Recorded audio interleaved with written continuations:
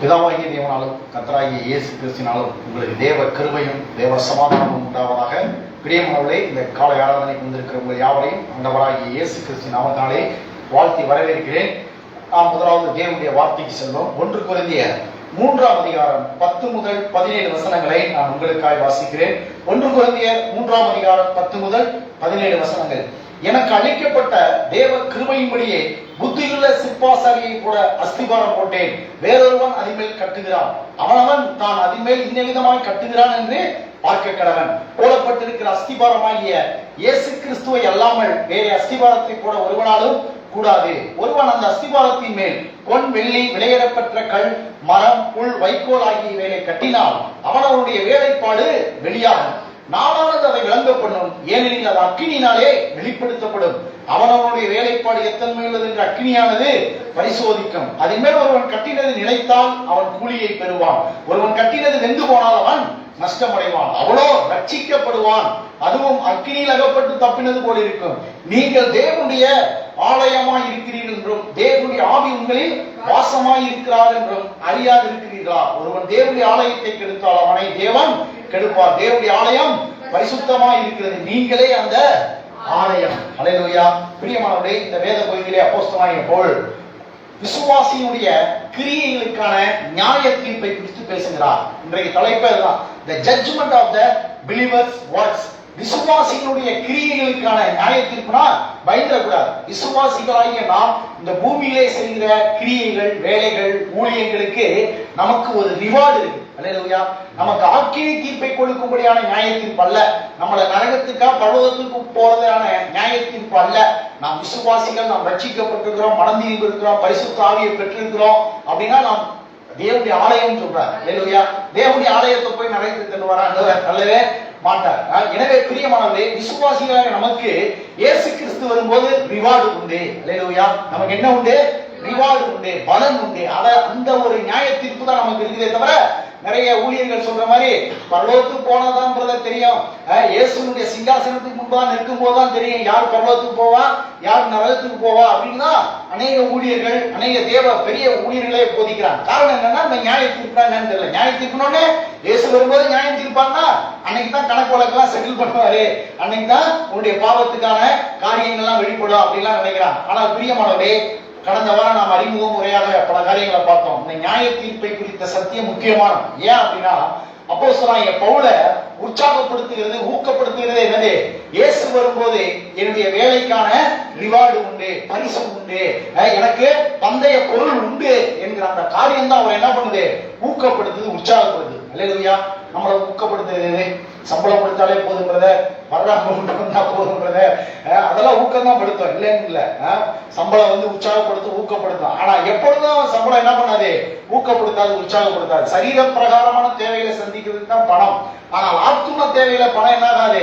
சந்திக்காது. அப்ப எது சந்திக்க அப்படின்னா, இயேசு வரும்போது இந்த பூமியில நான் படுகிற பிரயாசங்கள், நான் செய்கிற வேலைகள், நான் பண்ற ஊழியங்கள் எல்லாவற்றுக்கும் பலன் உண்டு. நிச்சயமா இயேசு வரும்போது எனக்கே ரிவார்டு தருவார், ஜீவ கிரீடம் தருவார், நான் வெற்றி பெறுவேன், நான் பரிசு பெறுவேன் என்று நீங்கள் நினைக்கும் போது இந்த ஆவிக்குரிய ஓட்டத்துல தொடர்ந்து என்ன பண்ணுவீங்க?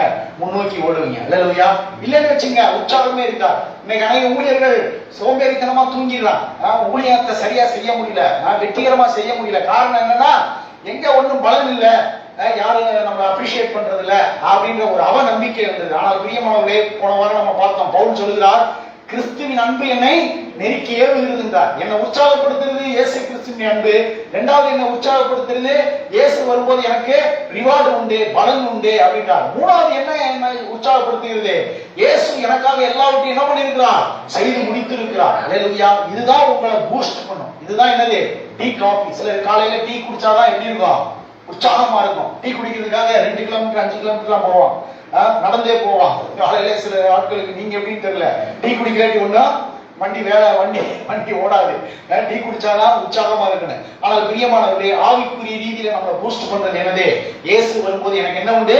பரிசு உண்டு. விசுவாசிகள் அப்படிப்பட்ட நியாய தீர்ப்பை நோக்கி தான் இருக்கிறோம். அநேக ஊழியர்கள் சொல்ற மாதிரி ஜாக்கிரதை இயேசு வரப்போகிறா அப்படின்னா என்ன சொல்றாங்க, ஐயோ என்ன நடக்குமோ ஏது நடக்குமோ அப்படின்னு பயத்தை கலக்கத்தை சபையில அறிவிக்கிறதுனாலதான் உற்சாகம் இல்ல, ஊக்கம் இல்லை. ஆனா இந்த வேத பகுதி 1 Corinthians 3:10-17 நீங்க நல்லா படிச்சு பாருங்க.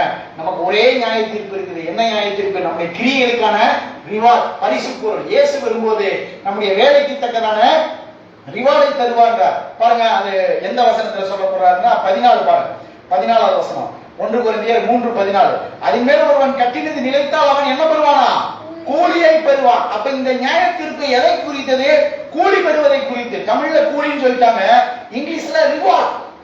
ரிவார்ட் என்னது? அவார்டு. நாம செஞ்ச வேலைக்கு பலன், நாம செஞ்ச வேலைக்கு என்னது?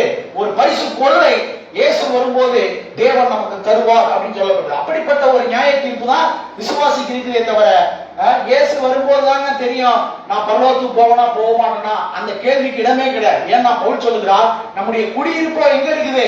பரலோகத்துல இருக்குது. இல்லையா? நம்முடைய சிட்டிசன்ஷிப், நம்முடைய வீடு எங்கதான்? பரலோகத்துலதான் இருக்குது. அப்ப நம்ம குடியிருக்கிறதுக்கு தானே வீடு. குடி இல்லாம போறதுக்காக வீடை கட்டி வச்சிருப்பாங்க, குடி போறதுக்கு தான் வீடு. பரலோகத்துல நமக்கு இடம் இருக்குது. நமக்கு இயேசுவை ஏற்றுக்கொண்ட உடனே நம்முடைய குடியிருப்பு எங்க இருக்குது? பரலோகத்துல இருக்குது. இல்லையா? அதுவும் இல்லாம இதே வேத பகுதியில பவுல் சொல்ல, நீங்களே அந்த ஆலயம். இல்லையா? ஏன்னா உங்களுக்குள்ளதான் யாரு இருக்கா? தேவன் இருக்கிறார். நீங்க கிறிஸ்துவனுடைய சரீரம். இப்படி எல்லாம் சொல்லிட்டு இயேசு வரும்போதுதான் நான் பரலோகத்துக்கு போக மாட்டேனான்றது ரிடிகுலஸ். அது சத்தியத்துக்கு விரோதமான காரியம். தேவனுடைய பிள்ளைகளாகிய நமக்கு இயேசு வரும்போது பலன் உண்டு, ரிவார்டு உண்டு. அப்படி இல்லைங்க, வெந்து போயிடுச்சுங்க, பலனே இல்லைன்னா ஆள் தப்பிச்சுக்குவாங்க, ரட்சிப்பு உண்டுன்னு இங்க பவுல் சொல்கிறார். சரி பிரியமானவர்களே, இதை குறித்து தான் கடந்த வாரத்துல நான் பலவிதமான நியாய தீர்ப்பு இருக்குது. கடை நான் சொல்றேன் பாருங்க. ஏன்னா நியாய தீர்ப்பே இல்லைன்றீங்களே அப்படின்னு நினைச்சிடக்கூடாது. நம்ம பாருங்க 7 விதமான நியாய தீர்ப்பு குறித்து வேதம் சொல்லுது. There are many judgments in the scripture. கடை நான் சொல்றேன் சுருக்கமா. முதலாவது என்ன நியாய தீர்ப்பு? The scripture talks about the judgment of sin. பாவத்துக்கான நியாய தீர்ப்பை குறித்து வேதம் சொல்லுது. அது நிறைவேறிடுச்சா? நிறைவேறிடுச்சு. கல்வாரி சிலுவையில பாவத்துக்கான நியாய தீர்ப்பு நிறைவேறிடுச்சு. எல்லா மனுஷனுடைய பாவத்தையும் இயேசுவின் மீது வைத்து அந்த பாவத்தை சுமந்தால் பாவத்துக்கான தண்டனையை இயேசு என்ன பண்ணாரு? அவர் ஏற்றுக்கொண்டார். அதனாலதான் அவர் ரத்தம் சிந்தினார், மரித்தார். அப்ப பாவத்துக்கான நியாய தீர்ப்பு நிறைவேறிடுச்சு. இனி பாவத்துக்கு நியாய தீர்ப்பு வரப்போறதுல இயேசு அந்த ஆக்கினை தீர்ப்பை பெற்றுக்கொண்டார். இரண்டாவது ஜட்ஜ்மெண்ட் ஆஃப் செல்ஃப். நம்மை நாமே நியாயம் தீர்க்க கடவுள்னு பவுல் சொல்லுகிறார். திருவிருந்து எடுக்கும் போது நாம எப்படி இருக்கிறோம், நாம எப்படிப்பட்ட வாழ்க்கை வாழ்றோம், எப்படி பேசுகிறோம், எப்படி நடந்து கொள்கிறோம், என்ன மாதிரி காரியங்களை செய்கிறோம், தேவனுக்கு பிரியமா பேசுகிறோமா இல்லையா என்பதை நாமளே என்ன பண்ணணும்? நிதானித்து அறியணும் அப்படின்றார். அது செல்ஃப் ஜட்ஜ்மெண்ட். மூணாவது நியாய தீர்ப்பை குறித்து Bible talks about the judgment of Israel. இஸ்ரவேல் தேசத்துக்கு என்ன இருக்குது? நியாய தீர்ப்பு இருக்குது. இயேசு வரும்போது இஸ்ரவேல் மக்கள் எல்லாம் ரட்சிக்கப்படுவார்கள் அப்படின்னு வேதம் சொல்லுது. நாலாவது the judgment of the nations. உலகங்கள் தனித்தனி, இந்த உலகத்துல தனித்தனி தேசங்களா இருக்குது பாருங்களா, ஒவ்வொரு தேசத்துக்குமான நியாய தீர்ப்பு இருக்குது. அடுத்து அஞ்சாவது judgment of the Satan and demons. இயேசு வரும்போது பிசாசுக்கும் அவருடைய தூதர்களுக்கும் என்ன இருக்குது? நியாய தீர்ப்பு இருக்குது. இயேசு வரும்போது பிசாசு என்ன பண்ணுவாரு? ஆக்கினைக்கு உட்படுத்துவார், நரகத்துல தள்ளி போடுவார் என்று வேதம் சொல்லுது. ஆறாவது the judgment of the unsaved. ரட்சிக்கப்படாதவர்களுக்கு நியாய தீர்ப்பு இருக்குது. இயேசு வரும்போது ரட்சிக்கப்படாதவர்கள் எங்க போவாங்க? நரகத்துக்கு போவாங்க, இரண்டாம் மரணத்துக்குள்ள பிரவேசிப்பாங்க. ரட்சிக்கப்படாதவர்கள், இயேசுவை ஏற்றுக்கொள்ளாதவர்களுக்கு தான் அந்த அதாவது நரகத்துக்கு போற அந்த ஆக்கினை தீர்ப்பு இருக்குது. அடுத்து கடைசியா the judgment of the believers work. நமக்கும் நியாய தீர்ப்பு இருக்குது. விசுவாசிகளுக்கு, ஊழியர்களுக்கு, பாஸ்டர்களுக்கு, தேவ மனிதர்களுக்கு எல்லாருக்கும் என்ன இருக்குது? நியாய தீர்ப்பை குறித்து வேதம் சொல்லுது. ஆனா என்ன நியாய தீர்ப்பு? நம்முடைய கிரியைகளுக்கான பரிசை கொடுக்கக்கூடிய நியாய தீர்ப்பு. நம்முடைய கிரியைகள் எப்படிப்பட்டது, நாம் எப்படிப்பட்ட வேலையை இந்த சரீரத்துல நாம் செஞ்சிருக்கிறோம், நாம நல்லா செஞ்சிருந்தா அதற்கேற்ற பலன் உண்டு. நாம ஒண்ணுமே செய்யல, நம்ம செஞ்சதெல்லாம் வெந்து போச்சு, அக்னினால் சோதிப்பாராம். அப்படி சோதிக்கும் போது வெந்து போச்சுன்னா நீங்க ரட்சிக்கப்படுவீங்க. உங்களுக்கு என்ன இருக்காது? பரிசு இருக்காது, ரிவார்டு இருக்காது. போங்க போய் உட்காருங்க, அந்த அவுட்டர்ல போய் உட்காருங்க ஆண்டவர். ஆனா மற்றபடி நரகத்துக்கு அனுப்ப வாய்ப்பே கிடையாது. ஏன்னா நம்ம செஞ்ச பாவங்கள்ங்க அப்படின்னு ஒரு கேள்வி வந்தா அந்த பாவத்தை எல்லாம் யார் மேல வச்சுட்டாரு? இயேசுவின் மீது வைத்து விட்டார். எல்லா பாவத்தையும் இயேசு என்ன பண்ணாரு? சுமந்தே தீர்த்து விட்டார். நம்முடைய பாவத்துக்கான பரிகாரம் செலுத்தப்பட்டாயிற்று. இயேசு பாவத்தை என்ன பண்ணிட்டாரு? நிவர்த்தி செய்து விட்டார். இயேசுவின் மீது விசுவாசம் வைக்கிற ஒருவரும் கெட்டு போக மாட்டார்.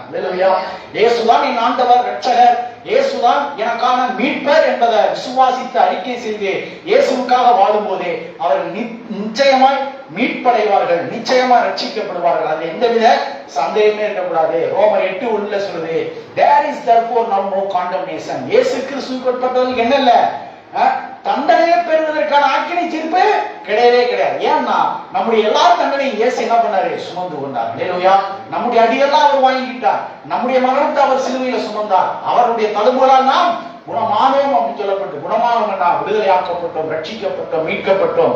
எனவே பிரியமானவர்களே, நமக்கு ஒரே நியாய தீர்ப்பு தான். அது என்ன, நம்முடைய கிரியைகளுக்கான பரிசீலிக்கக்கூடிய ஒரு நியாய தீர்ப்பு இருக்குது. பாருங்க, அதை குறித்து இந்த வாரத்தில் நாம பார்த்து முடிப்போம். 1 கொரிந்தியர் 3ஆம் அதிகாரம் எடுத்துக்கொள்ளுங்கள், 10 முதல் 17 வசனங்கள். பாருங்க, பைபிள் குழப்பவே குழப்பாது, வேதம் குழப்பாது, பைபிள் குழப்பாது, தேவன் குழப்ப மாட்டார். பைபிளை படிக்கிற மக்கள் தான் என்ன குழம்பி போயிடுறாங்க. ஆளாளுக்கு ஒரு பிரசங்கம், ஆளாளுக்கு எதையும் சிஸ்டமேட்டிக்கா படிக்கிறதே கிடையாது. அங்க ஒன்ன வாசிக்கிறது, இங்க ஒன்ன வாசிக்கிறது. இதனால மனிதர்கள் தான் குழம்பு அடைகிறாங்களே தவிர வேதத்துல குழப்பமே கிடையாது. பவுல் குழப்பவே இல்ல. பவுல் எவ்வளவு தெளிவா பேசுறாரு பாருங்க. விசுவாசிகளுக்கு, ஊழியர்களுக்கு இயேசு வரும்போது எப்படிப்பட்ட நியாய தீர்ப்பு இருக்குது, அந்த நியாய தீர்ப்பு எதனால சோதிப்பார், என்னென்ன பரிசு இருக்குது, அதெல்லாம் டீடைலா இங்க சொல்லுகிறார். இதை புரிஞ்சுக்கிட்டாலே விசுவாசிகளாக நமக்கு எப்படிப்பட்ட நியாய தீர்ப்பு என்பதை நம்ம கிளியரா இருக்கலாம். வாசிக்கிறேன் பாருங்க. 1 கொரிந்தியர் 3:10 எடுத்துக்கொள்ளுங்க. முதலாவது இயேசுடைய நியாய தீர்ப்பு நாளை குறித்து பேசும்போது பவுல் அப்போஸ்தலன் எப்படி ஆரம்பிக்கிறார்னா, நான் ஒரு சிற்ப ஆசாரி. ஒவ்வொரு ஊழியர்கள் எப்படிப்பட்டவர்களாக இருக்கிறாங்களா, மாஸ்டர் பில்டர். தன்னை ஒரு மாஸ்டர் பில்டர். 10வது வசனம் பாருங்க. எனக்கு அளிக்கப்பட்ட தேவ கிருபையின்படியே புத்தியுள்ள சிற்ப ஆசாரியை போல. சிற்ப ஆசாரி இருக்கு இல்லையா, அது இங்கிலீஷ்ல மாஸ்டர் பில்டர், அதாவது ஒரு கட்டுமான பணியை செய்கிறவர்.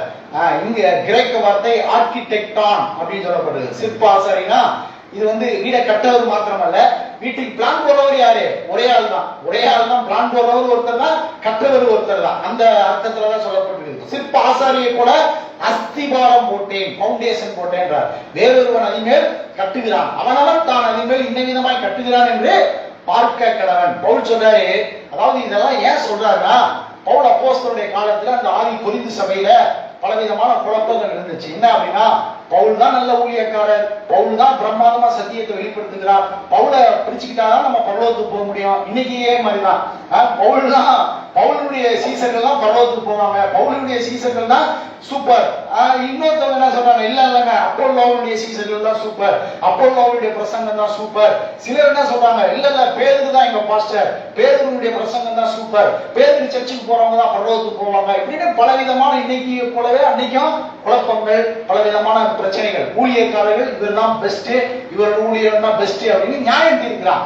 அதற்குதான் பவுல் சொல்லுகிறார், ஊழியக்காரர்ல நீ நியாயம் தீர்க்கவே கூடாது, நியாயம் தீர்க்கிற அதிகாரம் உனக்கு கிடையவே கிடையாது. ஏன்னா நியாயம் தீர்க்கிற நியாயாதிபதி ஒருவர் வருவார், அவர் நியாயம் தீர்ப்பார். அதனாலதான் பாருங்க, அநேக நேரத்தில் நமக்கே கோபம் வரும். சில ஊழியர்கள் டிசைனா கலர் கலரா போய் சொல்லி ஜனங்கள்கிட்ட பணம் வாங்குறது, ஜனங்கள்கிட்ட காசு வாங்குறது, இதெல்லாம் கேட்கும் போது நமக்கே இது கொஞ்சம் ஓவரா தான் இருக்குது அப்படின்னு. ஆனா அதை குறித்து கோவப்பட வேண்டிய அவசியம் கிடையாது. ஏன்னா அதெல்லாம் கணக்கு கேட்கிறவர் ஒருத்தர் இருக்கிறார். அவர் அக்னினால் சோதிச்சு என்ன பண்ணுவாரு, அவர் ரிவார்டு கொடுப்பார். இது தேவன் தான் சொன்னாரா, இது நான் தான் சொன்னா, நான் தான் அவங்ககிட்ட காசை வாங்க சொன்னா, நான் தான் இந்த பிளான் கொடுத்தனா, நான் தான் இந்த திட்டம் கொடுத்தனா, இந்த பிளான் அந்த பிளான் பாருங்க, இதெல்லாம் அன்றைக்கு தெரியும். அதனால அதை குறித்து நம்ம கவலைப்பட வேண்டிய அவசியம் இல்லை, யாரும் நியாயம் தீர்க்க வேண்டிய அவசியமே கிடையாது. சரிங்களா? அதைத்தான் பவுல் இங்க சொல்ல வர்றார். ஊழியர்களை குறித்து, ஊழியர்களை குறித்து விசுவாசிகள் நியாயம் தீர்க்கக்கூடிய இடத்துல இல்ல. ஏன்னா நியாயம் தீர்க்கிறவர் யாரு, தேவன் இருக்கிறார். அப்ப என்ன பண்ணணும், சரியா புரிஞ்சுக்கணும். ஊழியர்கள் என்ன பண்றாங்க, ஊழியர்கள் எப்படி நியாயம் தீர்க்கப்படுவார்கள், ஊழியர்களை நியாயம் தீர்க்கிற தேவன் எதனால் நியாயம் தீர்ப்பார் என்பதெல்லாம் அவர் சொல்றார். அப்படி சொல்லும் போதுதான் சொல்றாரு, பவுல் சொல்றாரு, நான் ஊழியக்காரன், நான் என்னுடைய வேலை என்ன, நான் ஒரு சிற்ப ஆசாரி, நான் மாஸ்டர் பில்டர் அப்படின்றார். பாருங்க, பவுல் அப்போஸ்தலன், ஆதி அப்போஸ்தலர்கள் எப்படி ஊழியம் பண்ணாங்க தெரியுங்களா? இயேசுவே அறியாத இடத்துக்கு போவாங்க, இயேசுவை பத்தி சொல்லுவாங்க, இயேசுவை பத்தி பிரசங்கம் பண்ணுவாங்க. இயேசுவை ஏற்றுக்கொள்ளும் போது அங்கு கூடி அவங்க ஆராதிப்பாங்க. ஒரு 6 மாசமோ 1 வருஷமோ 2 வருஷமோ பவுல் அப்போஸ்தலன் அந்த இடத்துல இருப்பார். அதுக்கப்புறம் அவர் கடந்து போயிடுவார். இல்லையா? வேற ஒருத்தர் வருவார். வேற ஒரு அப்போஸ்தலர் என்ன பண்ணுவாரு, சத்தியத்தை ஆண்டவருக்கு சொல்லுவார். அப்போலோ, பேதுரு இந்த மாதிரி ஆட்கள் வருவாங்க. அவங்க சத்தியத்தை சொல்லுவாங்க. அதுக்கப்புறம் அவர் என்ன பண்ணிடுவாரு, போயிடுவார், இன்னொருத்தர் வருவார். இப்படித்தான் ஆதி அப்போஸ்தலர் காலத்துல சபை இருந்துச்சு. இன்னைக்கு அப்படியா இருக்குது? இன்னைக்கு சுவிசேஷத்தை அறிவிக்கிறாங்க, ஜனங்கள் கூடுறாங்க, காணிக்கை எழுது, ஆனா போகவே மாட்டேங்கிறாங்க. நல்லது, சரி நல்லது. அதுக்கு கர்த்தர் என்ன பண்ணுவாரு, கணக்கு கொடுப்பாரு, கணக்கு கேட்டுக்கிறார். அதை பத்தி பிரச்சனை கிடையாது. சரி, இப்ப என்ன விஷயம்னா பவுல் சொல்றாரு, நான் ஒரு சிற்ப ஆசாரி அப்படின்றார். அது எதனால? தேவ கிருபை, தேவ கிருபையின்படியே நான் சிற்ப ஆசாரிய போல இருக்கிறேன்றார். அப்ப பவுல் சொல்றாரு, நான் தான் எல்லாம் அப்படின்னு சொல்ல, எனக்கு தேவன் என்ன பண்ணிருக்கிறார், கிருபையா அழைத்திருக்கிறார், அபிஷேகம் பண்ணிருக்கிறார், எனக்கு ஊழியத்தை கொடுத்திருக்கிறார், கிருபையினால் இந்த ஊழியத்தை நான் செய்கிறேன் அப்படின்றார். பாருங்க, 1 கொரிந்தியர் 15:10. எல்லாரும் பிரியமானவர்களே, ஊழியமா இருக்கட்டும் இல்ல விசுவாசிகளா இருக்கட்டும், எப்பொழுதும் இந்த கிருபையின் சிந்தையுடையவர்களா இருக்கணும். நாம இருக்கிறது எதனால இருக்கிறோம், யாருடைய தயவால இருக்கிறோம் அப்படின்றதுல ரொம்ப கான்பிடண்டா இருக்கணும். 1 கொரிந்தியர் 15:10. 1 கொரிந்தியர் 15:10 எப்படி சொல்றாரு பாருங்க, ஆகிலும் நான் இருக்கிறது தேவ கிருபையினாலே இருக்கிறேன். நான் இருக்கிறதே எதனால இருக்கிறேன், தேவ கிருபை. the grace of God, I am what I am. the grace of, by the grace of God I am what I am. அவர் எனக்கு அருளிய கிருபை விருதாவா இருக்கவில்லை. அவர் எல்லாரும் நான் அதிகமாய் பிரயாசப்பட்டேன், ஆகிலும் நான் அல்ல, என்னுடைய இருக்கிற தேவ கிருபையை அப்படி செய்தது. எப்படி செய்தது?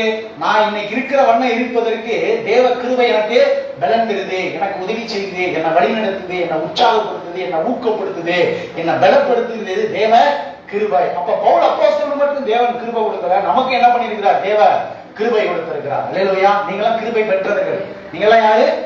கிருபை பெற்றவர்கள். அதாவது கிருபை என்றால் தேவனுடைய பலன். தகுதி இல்லாத நமக்கு தேவன் என்ன பண்றாரு, தகுதி தருகிறார். நம்ம சாதாரண மனிதர்கள் தான், ஆர்டினரி பர்சன்ஸ் தான், சாதாரண மனிதர்கள், சாதாரண பெண்கள், சாதாரண ஆண்கள்.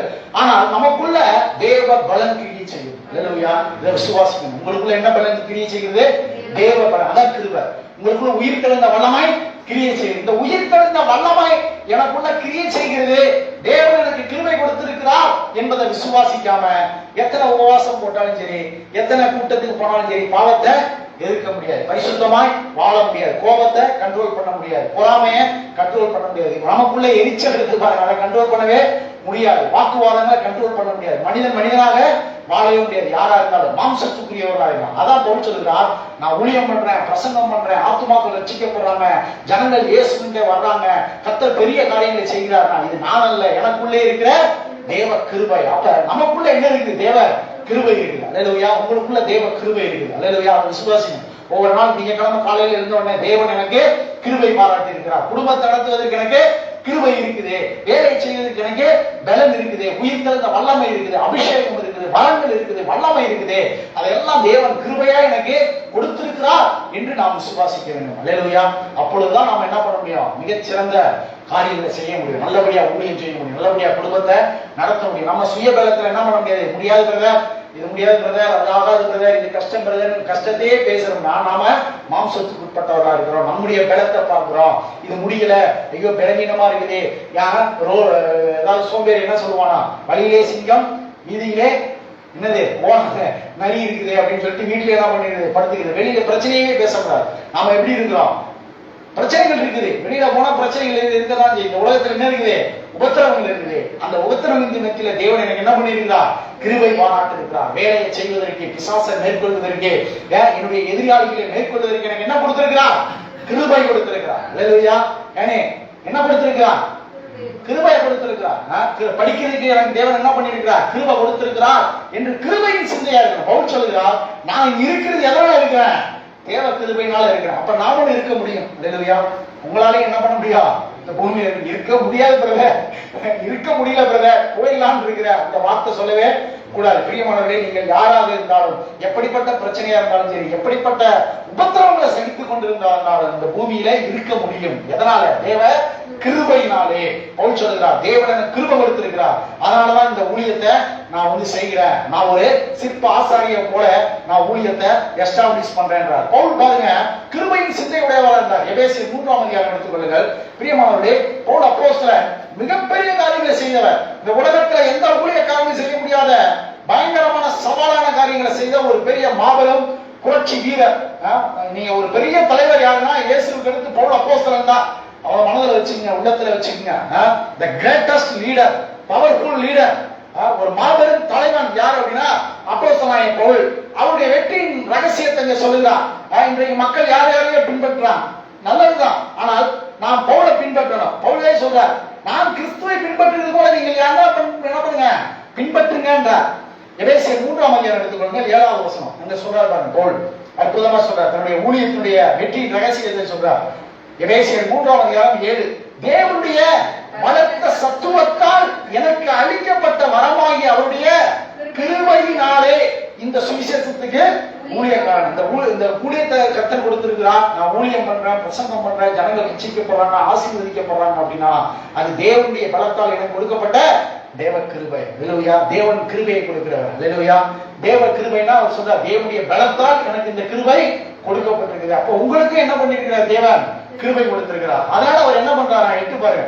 பரிசுத்தவான்கள் எல்லாரிலும் சிறியவனாகிய நான் கிறிஸ்துவுடைய அளவற்ற ஐஸ்வர்யத்தை புறஜாதிகளுக்கு சுவிசேஷமாய் அறிவிக்கிறதுக்கு இந்த கிருபை எனக்கு பாத்தீங்களா? கிருபை கிருபை கிருபை கிருபை கிருபையின் சிந்தையா இருக்கு. சம்பளம் வாங்கும் போது என்ன தோணும்? கிருபையால இந்த சம்பளத்தை தேவன் எனக்கு கொடுக்கிறார். இன்னைக்கு வேலையை கொடுத்தாரா? தேவ கிருபையாய் தேவன் கொடுத்திருக்கிறார். பிள்ளையை கொடுத்திருக்கிறாரா? குடும்பத்தை கொடுத்திருக்கிறார். அது தேவ கிருபையால கொடுத்திருக்கிறார். அல்லேலூயா. எல்லாமே தேவ கிருபை அப்படின்னு சொல்லணும். தாவீது சொல்றாரு பாருங்க, பழைய ஏற்பாட்டுல தாவீது அதாவது சாலமோனுக்காக அந்த தேவாலயத்துக்கு பொருட்களை எல்லாம் சேர்க்கிறார். அப்பொழுது இவர் தாவீது தன்னுடைய சம்பாதித்து வைத்த எல்லாவற்றையும் கொடுக்கிறார், ஒரு பங்கை கொடுக்கிறார். கொடுக்கும்போது என்ன சொல்றாரு? எல்லாம் உம்மிடத்திலிருந்து வந்தது, உமக்கே கொடுக்கிறேன் அப்படின்றார். அல்லேலூயா. தேவனுக்கு கொடுக்கிறவர்களா இருக்கிறான். தேவனுக்கு நாம் எதுக்கு கொடுக்கிறோம்? தேவன் தாவீது தன்னுடைய சொத்துல ஒரு பகுதி என்ன பண்றாரு? சாலமோன் தேவாலயத்தை கட்டுறதுக்கு எடுத்துக்கோ, இது என்னுடைய பிரயாசத்தால் நான் சம்பாதிச்சதில்ல, தேவன் கொடுத்தது. அல்லேலூயா. அப்ப சிந்தை என்னது? எல்லாமே யார் கொடுத்தது? தேவன் கொடுத்தது அப்படின்னு நாம நினைச்சாதான் தேவனுக்கு நாம் என்ன பண்ணுவோம்? கொடுப்போம், தேவனை மகிமைப்படுத்துவோம், தேவனை ஆராதிப்போம். இன்னைக்கு நாம இருக்கிறது எதனால இருக்கிறோம்?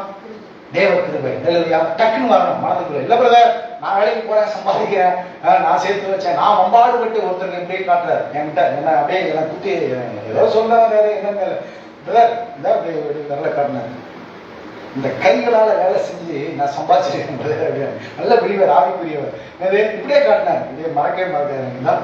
அப்ப ஊழியக்காரர்கள் நாங்கெல்லாம் வேலைக்கு போல, நாங்கெல்லாம் சம்பாதிக்கிற மாதிரி சொல்ல வர்றாங்க என்னன்னு தெரியல. பெரியவங்களே ஊழியர்களாகி நாங்க என்ன பண்றோம்? திருப்புறோம். இது ஒரு வேலை தான். தினந்தோறும் படிக்கிறோம், ஜெபிக்கிறோம், என்னது நாங்களும் உழைக்கிறோம். போல் சொல்லுதான், நான் அதிகமாய் பிரயாசப்பட்டேன் அப்படின்றார். பாத்தீங்கன்னா நீங்க ஜம்முன உட்காந்துருக்கீங்க, ஊத்துது, வேலையா இருக்குது. சரி, அப்ப இதுவும் வேலைதான். புரியுதா உங்களுக்கு? அப்ப பிரியமானவர்களே, பவுல் சொல்கிறார், இந்த ஊழியத்தை தேவன் கிருபையா எனக்கு கொடுத்திருக்கிறார் அப்படின்னு சொல்றார். அப்ப நமக்கும் தேவன் என்ன பண்ணிருக்கிறார்? கிருபை கொடுத்திருக்கிறார். உங்களுக்கு கிருபை கொடுத்திருக்கிறார். அந்த கிருபையை கொண்டு நீங்க என்ன பண்ணலாம்? குடும்பத்தை நல்லா கட்டலாம். அல்லேலூயா. வேலையை நல்லா செய்யலாம், தொழிலை நல்லா பண்ணலாம். தேவன் எனக்கு கிருபை கொடுத்திருக்கிறார், வரங்களை கொடுத்திருக்கிறார். அல்லேலூயா. பழைய ஏற்பாட்டுல நம்ம பார்க்கிறோம், அந்த தேவாலயத்தை கட்டுவதற்கு சில ஆட்களுக்கு தேவன் என்ன பண்ணாராம்? வரங்களை கொடுத்து ஞானத்தினால நிரப்பி அப்படியே யூகிச்சு செய்யலாம். அதுக்கு முன்னாடி அவன் பண்ணதே இல்லை அந்த வேலையை. தேவாலயத்தை அதுக்கு முன்னாடி கட்டதே இல்லையே, பிளானை பார்த்ததே இல்லை. ஆனா அவன் என்ன பண்றான்? யூகிச்சு அவன் என்ன பண்றான்? இப்படிதான் டிசைன், இப்படி பண்ணலாம், அப்படி பண்ணலாம்னு தேவன் கிருபையா என்ன பண்றாரு? பெரிய காரியங்களை சாதிக்க கிருபை கொடுத்திருக்கிறார். சாலமோன் பாருங்க, அதுக்கு முன்னாடி ஒருத்தர் இந்த மாதிரி தேவாலயத்தை என்ன பண்ணல, இல்ல கட்டினதே இல்லை, காப்பியே இல்லை. நோவா பேழையை தான் கட்டினார். ஆனா சாலமோன் தேவனுக்கு அப்படியே தங்க கோயிலை கட்டுறான். அப்ப அதுக்கான ஞானத்தை யார் கொடுத்தது?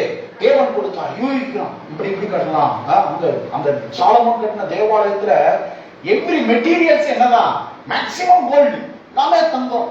ஸ்க்ரூல இருந்து ஸ்பானர்ல இருந்து நீங்க யோசிச்சு பாருங்க, எல்லாம் தங்கம். அப்படிப்பட்ட ஒரு தேவாலயத்தை கட்டிருக்கிறார். எல்லாம் ஆச்சரியப்படத்த கையத்துல பெரிய தேசத்து இந்த சேபாஸ்திரி வெளிநாட்டு ராணிமார்கள்லாம் பார்க்க வர்றாங்க, ஆச்சரியப்படுற அளவுக்கு ஒரு தேவாலயத்தை கட்டிருக்கிறார். அது தேவ கிருபை. அப்ப நான் என்ன சொல்றேன்னா, நமக்கும் ஆண்டவர் அந்த ஞானத்தை கொடுத்திருக்கிறார், கிருபையை கொடுத்திருக்கிறார். என்ன செய்யுதுன்னே தெரியல அப்படின்னு சொல்லவே கூடாது. ஆண்டவர் நோக்கி பாருங்க, ஆண்டவரே நான் என்ன செய்ய சித்தமா இருக்கிறேன், என்ன வழி நடத்துங்க, என்ன செய்யுதுன்னே தெரியாம இருக்கிறேன், என்ன உதவி செய்யுங்க அப்படின்னு தேவ கிருபையை சார்ந்து வரணும். இல்லாட்டி பிரச்சனையே பார்த்துக்க கூடாது. இது எப்படி ஆகும், இதே அப்படி இல்லை. தேவனை நோக்கி பார்க்கும்போது வாசல் என்ன ஆகும்? உண்டாகும். ஆண்டவர் சொன்னார், வனாந்தரத்தில் நான் வழிய உண்டாக்குறேன், அவாந்தர வழியில் ஆளுகளை உண்டாக்குறேன், என்னை நோக்கி பாருங்க, அறியாது உன் புத்தி கெட்டாதமான பெரிய காரியங்களை உனக்கு தெரிவிப்பேன் அப்படின்றார். அப்ப தேவன் கிருபை பாராட்டுகிறார். பவுல் சொல்கிறார், நான் இந்த ஊழியத்தை செய்வது தேவ கிருபைன்றார். சரி, அப்ப முதலாவது பிரியமானவர்களே, ஊழியர்களை நியாயம் தீர்க்கும் போது ஆண்டவர் அந்த ஊழியத்தை செய்வதற்கான கிருபையை கொடுக்கிறவர் தேவனா இருக்கிறார். அதனாலதான் அவர் வந்து என்ன பண்றாரு, நியாயம் விசாரிக்க போகிறார். சரி, அடுத்து இரண்டாவது பாருங்க, இந்த ஊழியம் எதனால கட்டப்படுதுன்றதா 11வது வசனம். 1 கொரிந்தியர் எடுத்துக்கொள்ளுங்கள். 1 கொரிந்தியர் 3:11. 1 கொரிந்தியர் 3:11 இதை வாசித்து நம்ம ஜெபிப்போம். இந்த 11 முதல் 17 வசனங்களை கடகடன் பார்த்துட்டு 1 கொரிந்தியர் 3:11 சொல்றாரு, போடப்பட்டிருக்கிற அஸ்திபாரமாகிய இயேசு கிறிஸ்து எல்லாமல் வேறு அஸ்திபாரத்தை போட ஒருவனாலும் கூடாது. கிறிஸ்தவம் எதனால, என்ன அஸ்திபாரம்? போடப்பட்டிருக்கிற அஸ்திபாரம். அஸ்திபாரத்தை பத்தி பேசுறார். முதலாவது சிப்பாசாரி நான் அப்படின்னாரு. நான் என்ன பண்றேன், பவுல் அப்போஸ்தலன் சொல்றாரு, நான் பண்ற ஊழியம் எப்படிப்பட்ட ஊழியம்? அஸ்திபாரங்களை போடுகிற ஊழியம். அந்த அஸ்திபாரம் எதுவா அதை சொல்றாரு. போடப்பட்டிருக்கிற அஸ்திபாரமாகிய இயேசு கிறிஸ்து. Jesus Christ is the foundation of Christianity. கிறிஸ்தவத்துடைய அஸ்திபாரம் யார்? இயேசு கிறிஸ்து. எல்லாரும் சொல்லுங்க, இயேசு கிறிஸ்து. இயேசு கிறிஸ்து என்கிற அஸ்திபாரத்துலதான் ஊழியங்கள் கட்டப்படுகிறது, சபை கட்டப்படுகிறது, நாம் கட்டப்படுகிறோம். நாமெல்லாம் யாரு? தேவனுடைய ஆலயமா இருக்கிறோம். அப்ப அந்த ஆலயத்துடைய அஸ்திபாரம் யாரு? இயேசு கிறிஸ்து. அல்லேலூயா. அதனாலதான் பாருங்க, என்னது, நாம் கண்மலை மேல இருக்கிறோம். அல்லேலூயா. நாம நிக்கிறதே யாருக்கு கீழே மேலதான் நிக்கிறோம்? இயேசு கிறிஸ்துக்கு மேலதான் இருக்கிறோம். இயேசு கிறிஸ்து நம்ம என்ன பண்றாரு? தாங்குகிறார். அதான் சொல்றாரு, எல்லாவற்றையும் சகலத்தையும், எதிரே ஆசிரியர் சொல்றார், எல்லாவற்றையும் உண்டாக்கினவர் யாரு? இயேசு கிறிஸ்து. சகலத்தையும் தம்முடைய வல்லமையில வசனத்தினால என்ன பண்றாரா? தாங்குகிறார். He sustained everything. எல்லாவற்றையும் தாங்குகிறார். அப்ப நம்ம குடும்பத்தை தாங்குறது யாரு? இயேசு கிறிஸ்து. நம்மளை தாங்குகிறது யாரு? இயேசு கிறிஸ்து. அப்ப பாருங்க, இயேசு கிறிஸ்து பெரியவர். அல்லேலூயா. பூமியே, இப்ப நம்ம பூமியில இருக்கிறோம், நம்மளை தாங்குறது பூமி தாங்குது. பூமி உருண்டையா தாங்குது. ஆனா இதுக்கு என்ன இல்ல? பவுண்டேஷன் கிடையாது. நினைச்சு பார்த்தா பவுண்டேஷன் கிடையாது. ஆனாலும் அந்த பூமியை தாங்குறது யாரு? இயேசு தாங்கிருக்காரு. அல்லேலூயா. என்ன மாதிரி பைபிள்லாம் பார்த்தீங்கன்னு வச்சுங்க, கிரகிக்க முடியாத காரியங்களா இருக்கு. பூமிக்கு நாம அஸ்திவாரம் போடுறோம், வீடுக்கு என்ன பண்றோம்? அஸ்திவாரம் போடுறோம், பில்டிங்க்கு அஸ்திவாரம் போடுறோம், மெட்ரோ ட்ரெயினுக்கு அஸ்திவாரம் போடுறாங்க. ஆனா இந்த பூமிக்கு என்ன இல்ல? அஸ்திவாரம் கிடையாது. ஆனாலும் இந்த பூமியை தாங்குறது யாரு? இயேசு. எல்லாவற்றையும் சகலத்தையும் தாங்குகிறார். சூரியனை, சந்திரனை எல்லாவற்றையும் தாங்குகிறார். என்ன அர்த்தம்? இயக்குகிறார், அப்படியே ரோல் பண்ணுகிறார். விளையாடுறார், எல்லாரையும் என்ன பண்றாரு? அப்படியே இயக்கிக்கிட்டு இருக்கிறார், எல்லாவற்றையும் தாங்குகிறார். அப்ப போடப்பட்டிருக்கிற அஸ்திவாரம் எது? இயேசு கிறிஸ்து. அல்லேலூயா. அதனாலதான் பாருங்க, அசைக்க முடியாத, நாம அழியவே முடியாது. அல்லேலூயா. நம்ம யாரும் அசைக்க முடியாது, அழிக்கவும் முடியாது. ஏன்னா நம்முடைய அஸ்திவாரம் யாரு?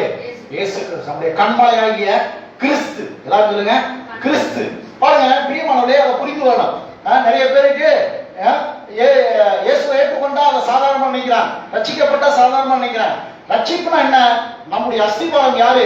இயேசு கிறிஸ்து. இயேசு கிறிஸ்து மீது தேவன் நம்மளை என்ன பண்றாரு? பில்ட் பண்ணுகிறார், நம்மளை கட்டி வருகிறார். ஊழியம் என்பது இயேசு அஸ்திபாரம் போட்டு அது மேல கட்டுறதா ஊழியம். இன்றைக்கு நிறைய பேர் என்ன நினைக்கிறாங்க? சர்ச்சு கட்டுறன்றது, இடம் வாங்குறன்றது அப்படின்னு சொல்லி காசு வாங்குறாங்க, இது பண்றாங்க. சரி, தப்பு இல்லை.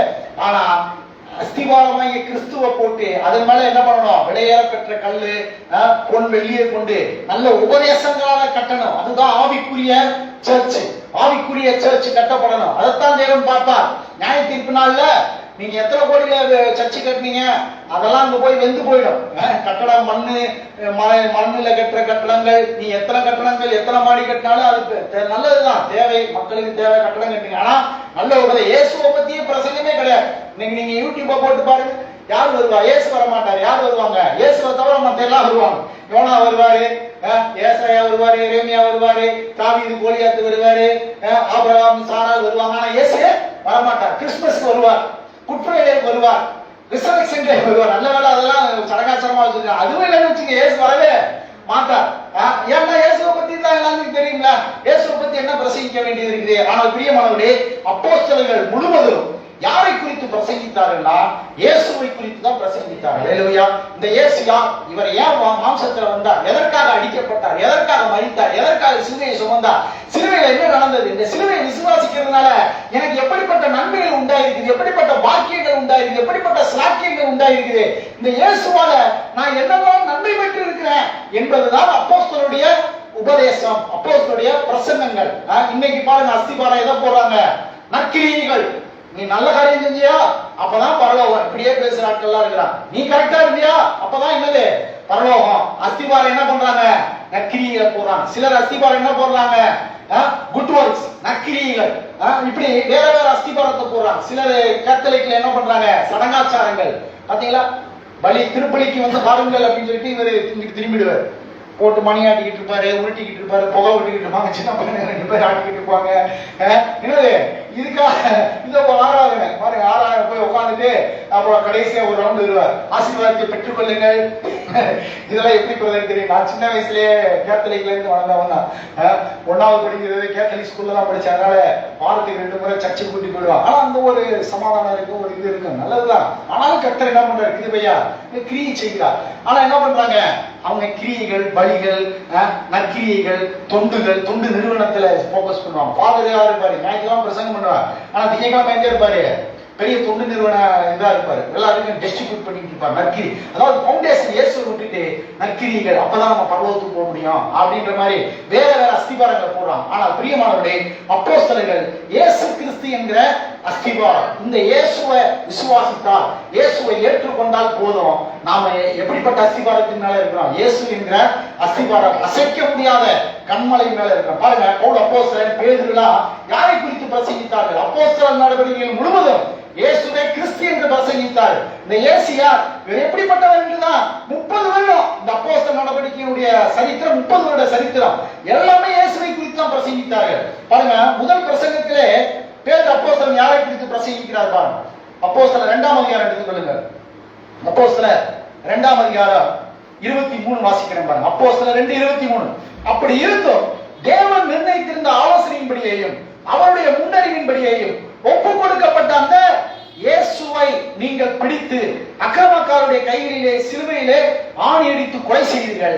தேவன் அவருடைய மரண உபாத்திகளின் கட்டை அவிழ்த்து அவரை எழுப்பினார். அவர் மரணத்தினால் கட்டப்பட்டிருக்கிற இயேசுவை பத்தி பிரசங்கிக்கிறார். 38 பாருங்க. 38 பேதுரு அவர்களை நோக்கி, நீங்கள் மனம் திரும்பி ஒவ்வொருவரும் பாவ மன்னிப்புக்கென்று இயேசு கிறிஸ்துவின் நாமத்தினாலே ஞானஸ்நானம் பெற்றுக் கொள்ளுங்கள், அப்பொழுது பரிசுத்தாவியின் பாருங்க, இயேசுவை ஏற்றுக்கொண்டாலே பரிசுத்தாவின் ஞானஸ்நானம் வந்துடும். நிறைய பேரு பரிசுத்தாவின் ஞானஸ்நானம் வர இயேசுவை ஏற்றுக்கொண்டா போதாது, இயேசுவை ஏற்றுக்கொண்டது சாதாரணமா நினைக்கிறான்.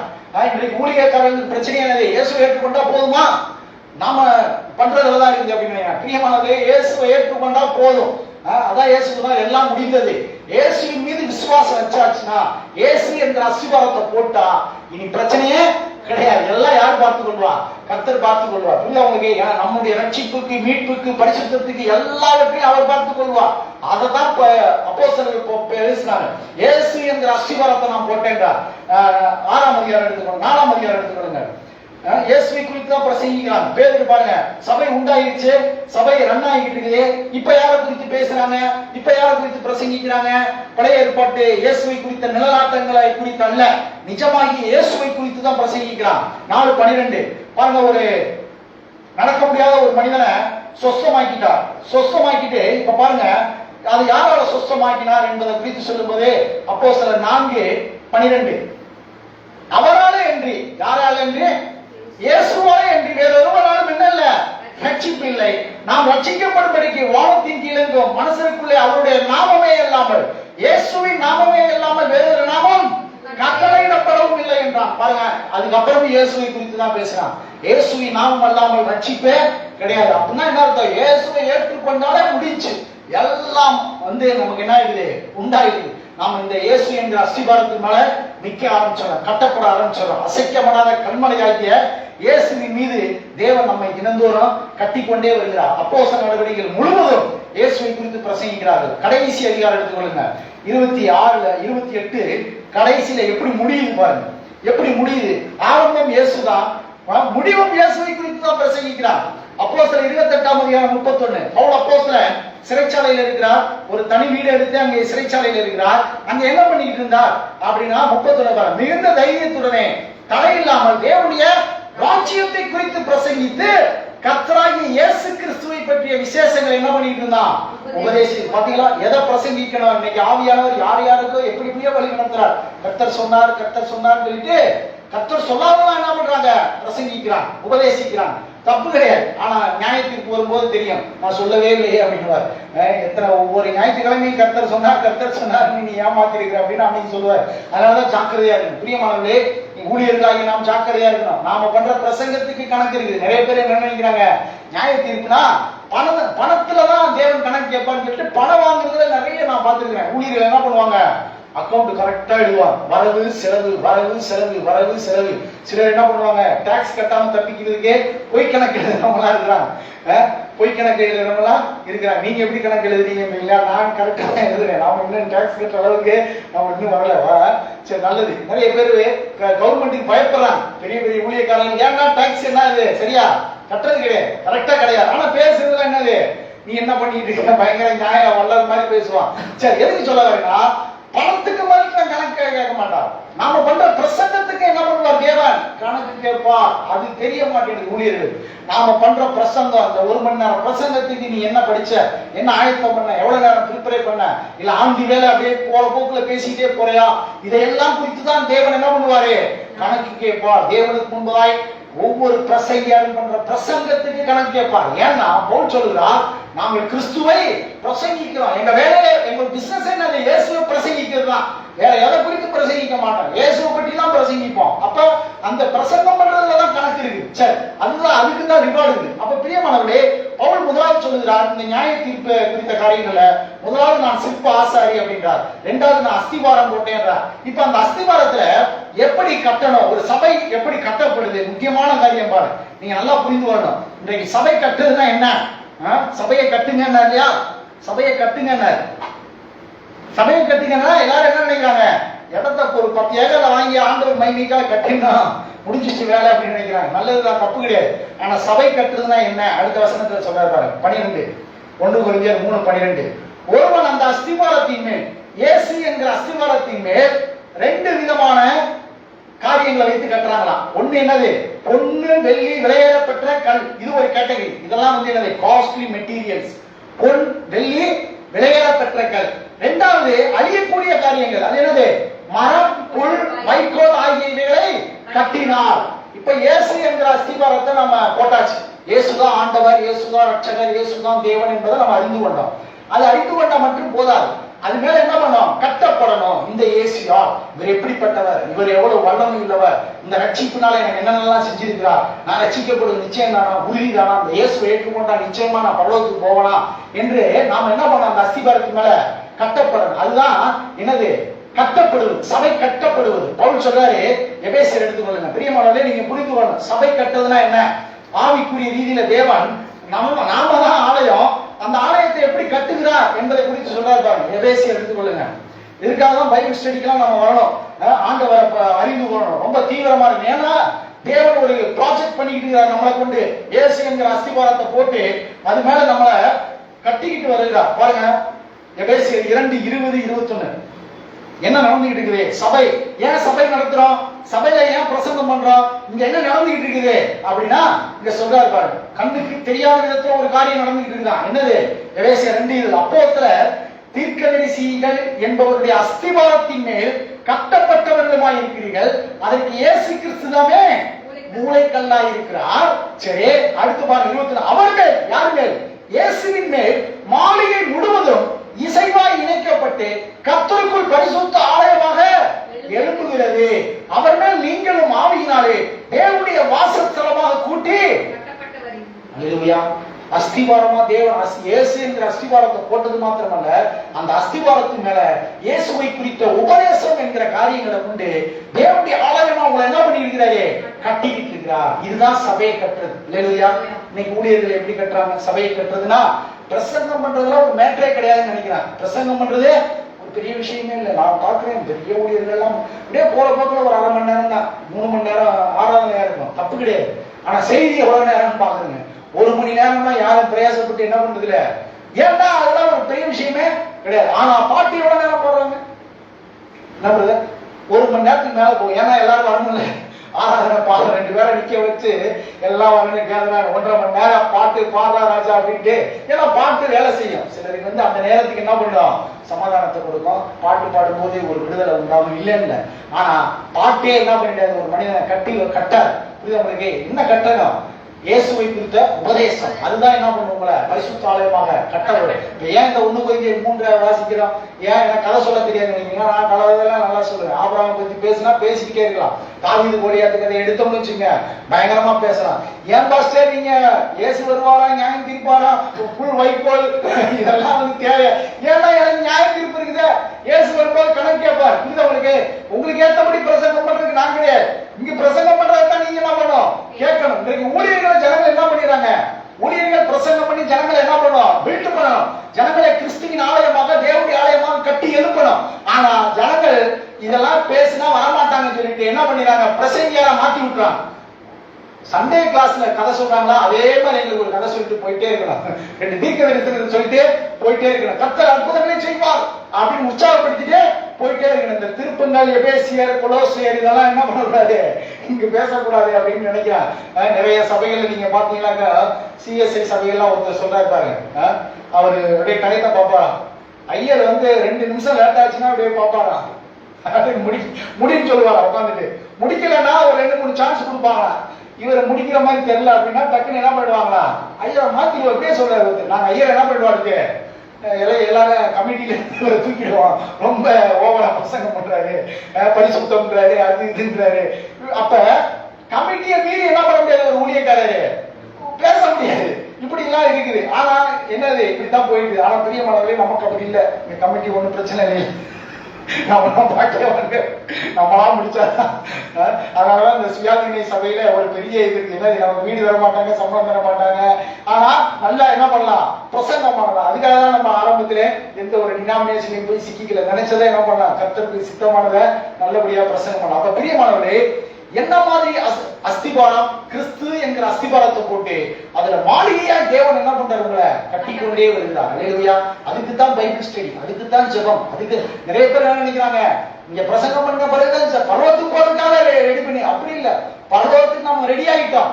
அதனால இப்ப தேவன் என்ன பண்றாரு, நம்மள கட்டிக்கிட்டு இருக்காரு. அல்லேலூயா. பரலோகத்துக்கு போறதுக்காக இல்ல, பரலோகத்துக்கு போகிற நம்மை தேவன் என்ன பண்றாரு, கட்டிக்கிட்டு இருக்கிறார், ஆலயமாய் கட்டிக்கிட்டு இருக்கிறார். அதை புரிந்து கொள்ளணும். சரி, அப்ப பாருங்க, பவுல் சொல்றாரு, முதலாவது நான் வந்து ஒரு மாஸ்டர் பில்டர், நான் ஒரு சிற்ப ஆசாரின்றார். 2வது இயேசு கிறிஸ்து என்கிற அஸ்திபாரத்தின் மீது கட்டப்பட்டு வருகிறோம் அப்படின்றார். சரி, என்ன மாதிரி காரியங்களை கொண்டு கட்டுறார் அப்படின்றத நம்ம பார்த்தோம். 1 Corinthians எடுத்துக்கொள்ளுங்க. 1 Corinthians 3 கடகடன் இதை வாசிச்சு நம்ம 1 Corinthians 3ஆம் அதிகாரம்.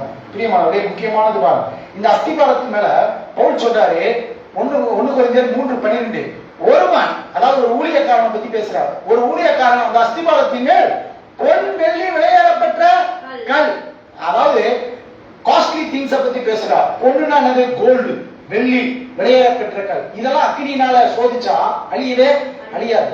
தங்கத்தை நீங்க எவ்வளவுதான் சுத்தரிச்சாலும் அது என்ன ஆகும், சயன் தான் மாறும். இந்த தங்கத்துல இருக்கிற கழிவுகள் நீங்கி தங்கம் பளபளப்பாகும், ஜொலிக்கும். வெள்ளி அழியவே அழியாது, விளையாடப்பட்ட கல் அழியவே அழியாது. அப்ப பவுல் சொல்றாரு, அப்ப தங்கம், வெள்ளி, விளையாடப்பட்ட கல் இதெல்லாம் எதை குறிக்குதுன்னா, இயேசுவை குறித்த பிரீச்சிங் அண்ட் டீச்சிங், உபதேசிக்கணும். சபையில தேவன் எதை முக்கியத்துவப்படுத்துறாருன்னா, உபதேசம். என்னது, உபதேசம், டீச் பண்ணணும். சபையில வந்து இயேசு போன காலத்திற்கு சொல்லிட்டு உற்சாகப்படுத்தி ஊக்கப்படுத்தி அனுப்புறதுல ஒரு உபதேசம் இருக்கணும். ஒரு உபதேசம். இன்னைக்கு நாம ஒரு உபதேசத்தை பார்த்துருக்கோம். என்ன உபதேசம், இயேசு வரும்போது என்னுடைய வேலைக்கான நியாய தீர்ப்பு எப்படி இருக்குங்கிற ஒரு உபதேசம். ஒரு காரியத்தை கற்றுக் கொடுக்கணும். புரியுதா உங்களுக்கு? அதான் விஷயம். அப்படிப்பட்ட காரியம் தான் பவுல் வந்து சபையை 3 வருஷம் எபேசு பட்டணத்துல பிரசங்கிச்சேன், உபதேசிச்சார். என்னது, இயேசுவை குறித்து மைமையான காரியங்களை என்ன பண்றாரு, ஒவ்வொரு நாளும் 5 மணி நேரம் டீச் பண்ணிருக்காரு. இல்லையா? எத்தனை மணி நேரம்? இதெல்லாம் மனதில் வச்சுக்கோங்க. ஏன்னா அப்பதான் நீங்க 1 மணி நேரமா தாங்குவீங்க. உங்களுக்கு பாஸ்டர் ரொம்ப உற்சாகமா 1 மணி நேரம் பேசுறாரு, ரொம்ப ஓவர் பாஸ்டர். இது ஓவரே கிடையாது. இயேசு எத்தனை நாள் பிரசங்கம் பண்ணிருக்கிறாரு, மலை பிரசங்கம் 3 நாள். எத்தனை நாள் நீ யோசிச்சு பாருங்க. காலையில போனா 3 நாள் கழிச்சுதான் வீட்டுக்கு. அங்கே சாப்பாடு வந்து தண்ணி வந்து அதை பத்தி பிரச்சனை இல்லை, தாங்குவீங்களா? நீங்க யோசிச்சு பாருங்க. பாஸ்டர் இயேசு வந்தா கூட நீ மீட்டிங் போக மாட்டாங்க, ஐயோ அவர் விட மாட்டாரு. 3 நாள் ஆயிடும் மீட்டிங். இதுதான் நடந்திருக்குது, பைபிள்ல இருக்குது. பவுல் ஒரு இடத்துல பிரசங்கம் பண்றார், நடிச்சாம நடுராத்திரில பிரசங்கம் பண்றார். அடுத்த நாள் காலையில சீக்கிரம் போகணும்னு சொல்லிட்டு அப்படியே பிரசங்கம் பண்ணிக்கிட்டே இருக்கிறார். நைட்டு அவன் ஒரு ஐதீகி என்கிற 3வது மாடியில உட்காந்து கேட்டுட்டு இருந்தான். எப்படி பாருங்க, நைட்டு பொதுவா தூக்கம் வருதுன்னா என்ன பண்ணுவோம், சரி தூங்கிடுவான் இல்லையா அப்படின்னு. இவன் ஜன்னல்ல 3வது மாடியில இருந்து உட்காந்து கேட்டுட்டு இருக்கான். அந்த அளவுக்கு நல்ல இன்ட்ரெஸ்டா பிரசங்கம் பண்ணியிருக்கிறார். பவுலுடைய பிரசங்கமே பெரிய ஸ்பெஷல். இவரை விட்டா நீ பிடிக்க முடியாது, இவர் வேற ஊருக்கு போயிடுவாருன்னு சொல்லிட்டு ஒண்ணு பிரசங்கம் முக்கியமா உட்காந்து கேட்டு இருக்கான். ஆனா சரீரம் ஒத்துழைக்கல, தூக்கம், தூக்கி விழுந்து என்ன ஆயிருக்கிறான், அவன் தொப்பல் விழுந்துட்டான். விழுந்த உடனே பவுல் விடல, ஓடி போய் கவலைப்படாதீங்க உயிர் இருக்குதுன்னு சொல்லி தட்டி அவன் என்ன பண்ணிட்டாரு, உயிரோட எழுப்பிட்டார். எவ்வளவு பெரிய அற்புதம்! எல்லாம் பிரமிச்சிருப்பான். பிரசங்கத்துல தூக்க கலத்துல ஒருத்தர் விழுகிறா, விழுந்து உயிரோட எழுப்பிட்டார். சரி வீட்டுக்கு போலாம் அப்படின்னா உட்காரு, அடுத்த பிரசங்கத்தை ஆரம்பிச்சிருக்கிறாரு. பிரசங்கத்தை விடவே இல்ல. இதுதான் என்னது, பொன் வெள்ளி விலையேறப்பெற்ற கல். பிரியமானவர்களே, ஒரு கிறிஸ்தவ சபை என்றால் எதுக்கு முக்கியத்துவம் கொடுக்கணும்? உபதேசம், டீச்சிங்க்கு ரொம்ப முக்கியத்துவம் கொடுக்கணும். ஜனங்களை உபதேசத்துக்குள்ள கொண்டு போகணும். இல்லன்னா அவங்களுக்கு ரிவார்டே கிடையாது. நீங்க என்னத்தை தான் நீங்க கோயில கட்டி எவ்வளவுதான் இது பண்ணாலும் நிறைய பேர் என்ன நினைக்கிறாங்க. இதெல்லாம் ஏன் சொல்றேன்னா, நிறைய பேர் பாக்குறாங்க ஊழியர்கள் பாட்டு ஊழியம்ன்றாங்க. என்ன ஊழியம்?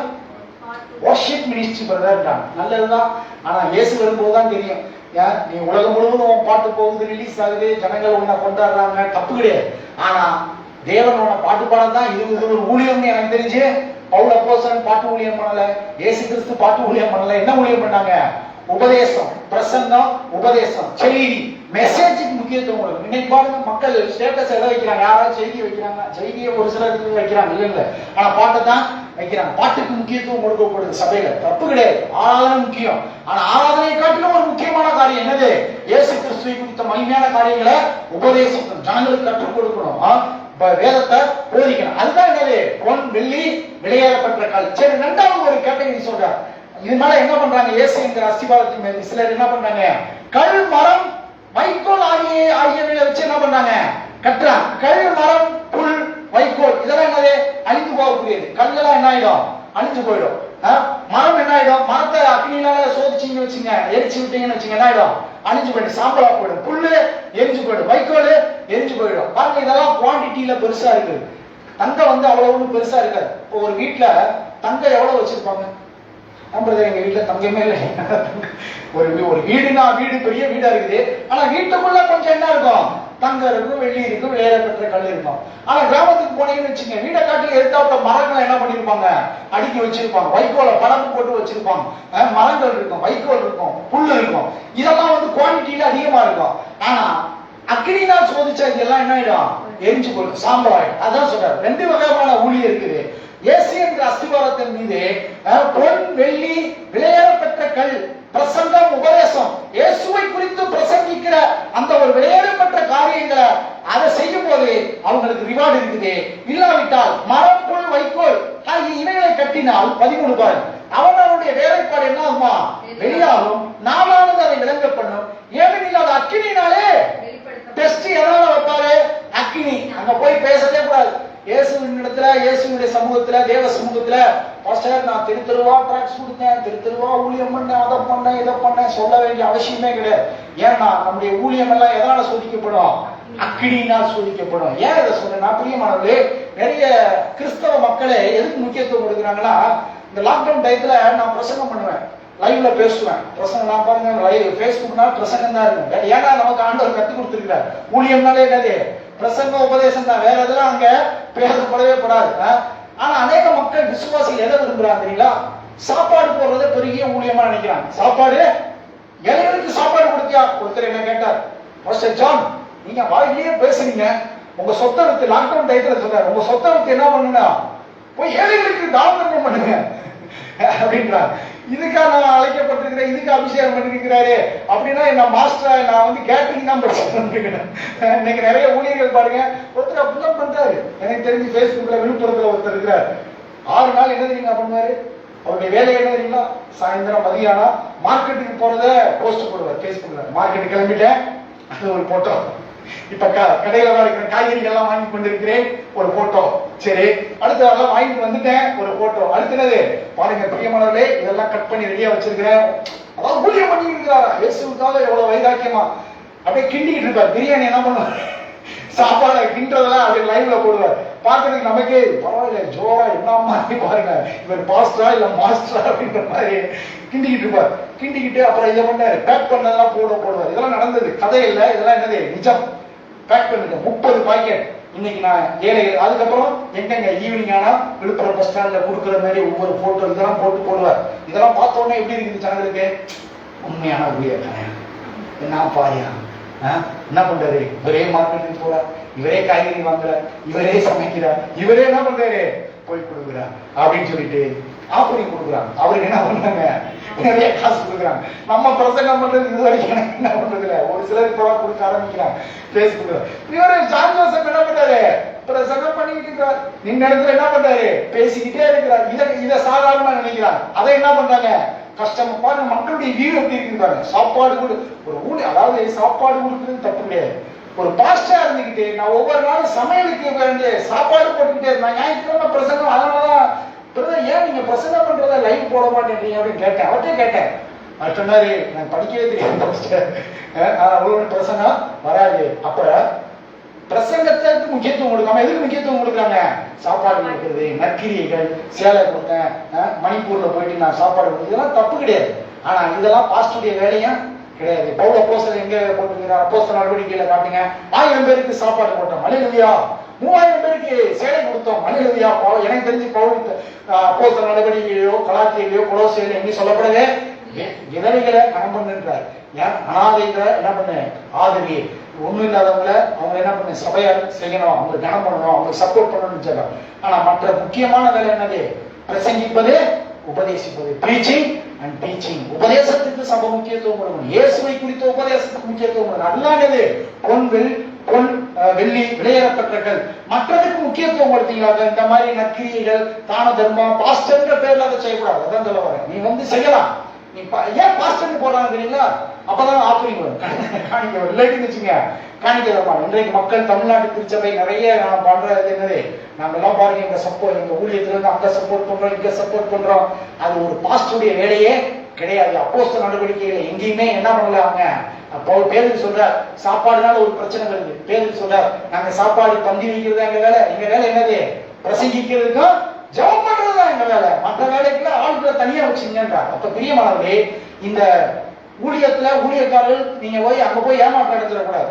ஆண்டவருக்காக நான் இதை செஞ்சா, சிலர் சொல்லுவாங்க பாத்தீங்களா, இயேசுக்காக எதையாயும் செய்யணும்ன்றான். நிறைய பேர் இதை சொல்லுவாங்க.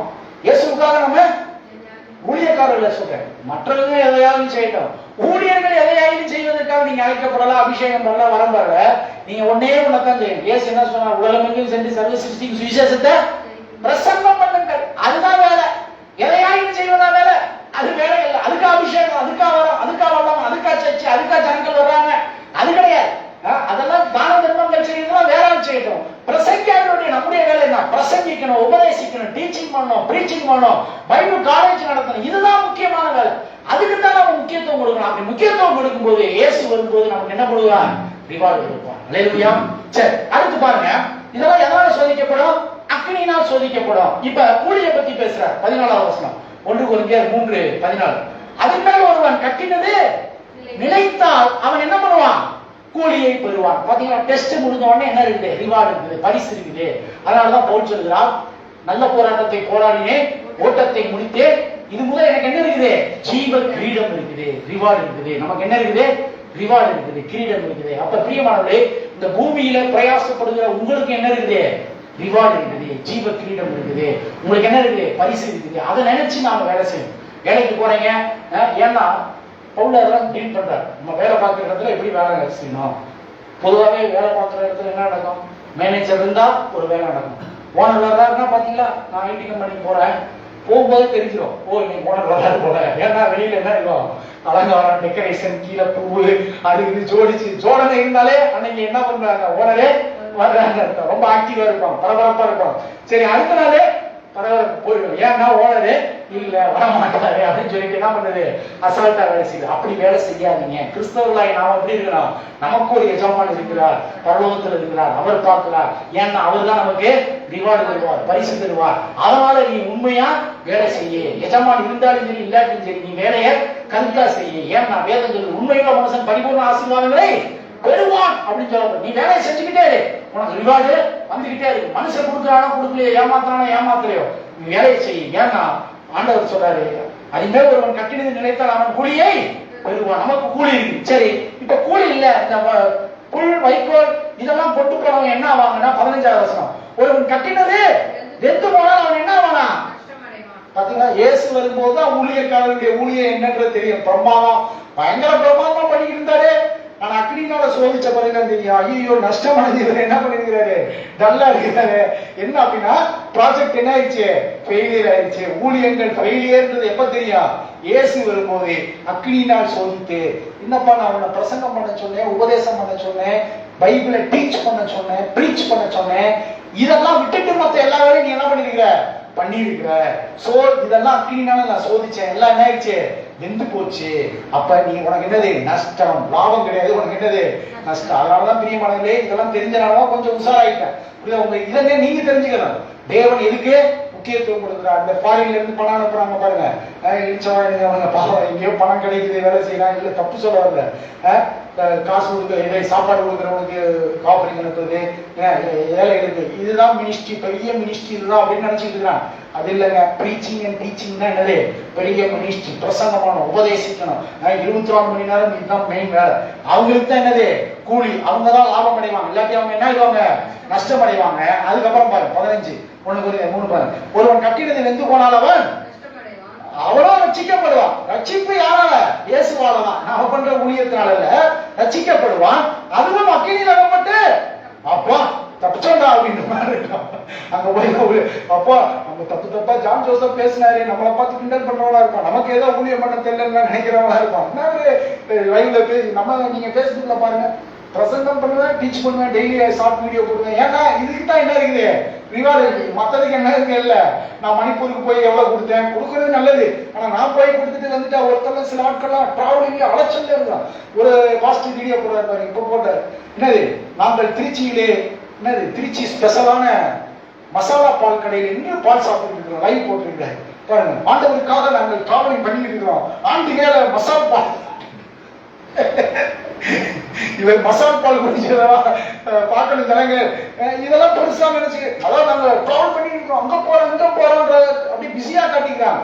நீ எங்க வேணாலும் போ, பிரசங்கம் பண்ணியா, உபதேசம் பண்ணியா, கரெக்டா, அதுக்கு தான் என்ன இருக்குது? ரிவார்டு இருக்குது. அதனாலதான் நம்ம பிரசங்கத்துக்கு என்ன பண்றோம்? முக்கியத்துவம் கொடுக்கிறோம். நீங்களும் என்ன பண்ணலாம்? பிரசங்கத்துக்கு முக்கியத்துவம் கொடுக்கணும். சரிங்களா? அதான் விஷயம், தெரிஞ்சுக்கணும். அப்ப யாருக்கு அதிக கூலிய பெறுவாங்க? நல்லா ப்ரீச்சிங் டீச்சிங் பண்ணவங்களுக்கு தான். மற்ற காரியங்களை செஞ்சவங்களுக்குலாம் அவங்க வெந்து போயிடும், நஷ்டம் அடைவாங்க, அக்கினியிலிருந்து அகப்பட்டது போல. 16 நீங்கள் தேவனுடைய பாத்தீங்களா? சபையார் யாரு? தேவனுடைய ஆலயம். பூமியிலே சொல்லிட்டார், நீங்கள் தான் யாரு? Church of the God, living God. நீங்க தேவனுடைய ஜீவன்ல ஆலயமா இருக்கிறீர்கள். அப்புறம் எப்படி உங்களை நரகத்துக்கு தள்ளுவாரு? அப்புறம் இயேசுவை ஏற்றுக்கொண்டோம், நான் இயேசு வரும்போதுதான் பரலோகம் போறது நரகம் போறது தெரியுமா? அப்ப இயேசு சிலுவையில் அறையப்பட்டதுக்கு, இயேசு ரத்தம் சிந்தினதுக்கு ஒரு மரியாதையே இல்லையா? இயேசு உயிரோடு இருந்ததுக்கு ஒரு வேலையும் இல்லை. அதை சாதாரணமா நினைக்கிறான். கிடையவே கிடையாது. இயேசு நமக்கு வேண்டிய எல்லாவற்றையும் அவர் என்ன பண்ணாரு? செய்து முடித்து விட்டார். அதை விசுவாசித்து இப்ப நான் என்ன பண்ணேன்? நற்கிரிகளை செய்கிறேன், பரிசுத்தமா வாழணும், நீதியா வாழணும், உண்மையா வாழணும். ஆனா அதனால எனக்கு ரட்சிப்பு இல்லை. யாராலதான் ரட்சிப்பு? இயேசுவாலதான், இயேசுடைய கிருபையினாலதான் எனக்கு ரட்சிப்பு. அதனால நான் என்னவா இருக்கிறேன்? தேவனுடைய ஆலயம். இப்ப நீங்க எல்லாம் ஒவ்வொரு நாள் எழுதும் போது என்னவா எழுதுறீங்க? ஆலயம். இல்லையா? ஒவ்வொருத்தரும் சர்ச் இருக்குது. எத்தனை சர்ச் இருக்குது பாருங்க. நீங்களே தேவனுடைய ஆலயம்னா புரியுதா உங்களுக்கு? நிறைய பேர் இந்த மண்ணுல கட்டுறது இதைத்தான் பெருசா நினைக்கிறாங்க. தப்பு கிடையாது, பிரம்மாண்டமா கட்டலாம், தப்பு கிடையாது. ஆனா அதனால உனக்கு கூலி வராது, அதனால உனக்கு பேர் பிரஸ்தாவம் பரலோகத்துல வராது. மக்கள் விவரம் தெரியாதுன்னு சொல்லலாம். வாங்க எங்க பாஸ்டர் என்ன மாதிரி பிரம்மாண்டமா கட்டிருக்கிறாரு, அது கட்டினாரு, ஆனா டீச் பண்ணாரா? இயேசுவாலதான் ரட்சிப்புன்னு உனக்கு சொன்னாரா? இந்த இயேசுனாலதான் நீ பரிசுத்தமாக்கப்பட்டிருக்கிற, இயேசுவாலதான் மீட்கப்பட்டிருக்கிற, இயேசுவை ஏற்றுக்கொண்டா தேவன் உன்னை எல்லாவற்றை கொண்டு எல்லாவற்றையும் நிரப்பி இருக்கிறான்னு சொன்னாரா? இந்த இயேசுவாலதான் உனக்கு பாவம் மன்னிப்புன்னு சொன்னாரா? அதுதான் முக்கியம். எல்லாமே யாருதான்? இயேசு. அல்லேலூயா. நீங்க தெளிவா இருக்கணும். எல்லாமே யாரு? இயேசு. அல்லேலூயா. அப்ப நீங்கள் யாரவா இருக்கீங்க? தேவனுடைய ஆலயமா இருக்கீங்க. ஏன்னா தேவ ஆவி உங்களில் என்னவா இருக்கிறார்? வாசமா இருக்கிறார். நீங்க தேவ ஆலயம் தான். உங்களுக்குள்ள யார் இருக்கிறார்? தேவ ஆவியானவர் இருக்கிறார், தேவன் இருக்கிறார், கிறிஸ்து இருக்கிறார். அப்புறம் சொல்றாரு 17, ஒருவன் தேவனுடைய ஆலயத்தை கெடுத்தால் அவனை தேவனுடைய ஆலயம்னா யாரு? கிறிஸ்தவர். கிறிஸ்தவர்களை கெடுத்தா தேவன் அவனை என்ன பண்ணுவாரு? விடமாட்டார். இல்லையா? அதனால எலெக்ஷனை பத்தி பயப்படாதீங்க.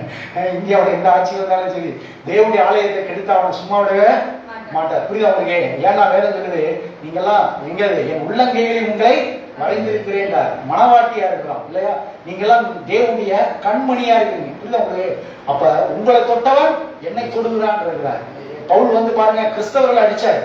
ஆனா இயேசு என்ன சொல்றாரு? சவுலே சவுலே ஏன் என்னை துன்பப்படுத்துகிறார்? அப்ப அந்த மக்கள் யாரு? கிறிஸ்தவ மக்கள். நான் என்னுடைய சரீரம், என்னுடைய ஆலயம், நான் வாசம் பண்ணுகிற இடம். அவங்கள தொட்டா என்ன தொட்ட மாதிரி. அதனால பயப்பட தேவையில்லை. இல்லையா? உங்களை யாரும் என்ன பண்ணிட முடியாது, தொட்டுட்டு சும்மா போகவே முடியாது. உங்களை கெடுத்தால் தேவன் அவனை என்ன பண்ணுவாரு? கெடுப்பா. அவிசுவாசியை பத்தி பேசுறாரு, கிறிஸ்தவ விசுவாசி இல்ல. ஏன்னா நாம தான் யாரு? தேவாலயம். நம்மளை கெடுக்கிறத யாரு கெடுப்பா? அவிசுவாசிகள். அவங்களை என்ன பண்ணுவார்? தேவன் கெடுப்பார். தேவனுடைய ஆலயம் பரிசுத்தமா இருக்கு. நீங்களே அந்த விஷயம். நாமெல்லாம் யாரு? தேவனுடைய ஆலயம். அப்ப இயேசு வரும்போது நாம் தேவனுடைய ஆலயமாக பிரம்மாண்டமா இருக்கும். அல்லேலூயா. புரியுதா உங்களுக்கு? உங்களுடைய வேல்யூ புரிஞ்சுக்கணும். நீங்கள் யார்? நீங்க தேவனுடைய பரிசுத்த ஆலயமா இருக்கிறீங்க, விலையேறப்பெற்ற ஆலயமா இருக்கிறீங்க. ஏன் உங்களுக்குள்ள யார் இருக்கா? பாத்தீங்களா? நீங்க வந்ததுக்கு இது போதுமா? இதுவே லாபம் தானே. நீங்க தேவனுடைய ஆலயம்ன்றத பாருங்க. என்ன பண்ணிட்டு இருக்கிற? நீ பரலோகத்துக்கு போவ வார்னிங். நிறைய பேர் ஒருத்தர் சொல்றாரு பாருங்க, ஒரு ஆடிட்டர் இதை சொல்லி முடிச்சிடறேன். ஒரு ஆடிட்டர் சொல்றாரு, நிறைய பேர் ஏமாத்துறாங்க. இப்ப நம்ம எல்லாம் சொல்றதை பார்த்துட்டு நிறைய பேர் ஏமாத்துறாங்க. பாரியா, விசுவாசிக்கும் தேவனுடைய ஆலயம்ன்றோம், தேவன் இருக்கிறான்றோம், பொய் அடிச்சு விடுறான். பைபிள் இருக்குது. இது என்ன பொய்யா? என்ன பண்ணுற? பைபிள்ல சொல்றதான் சொல்றேன்.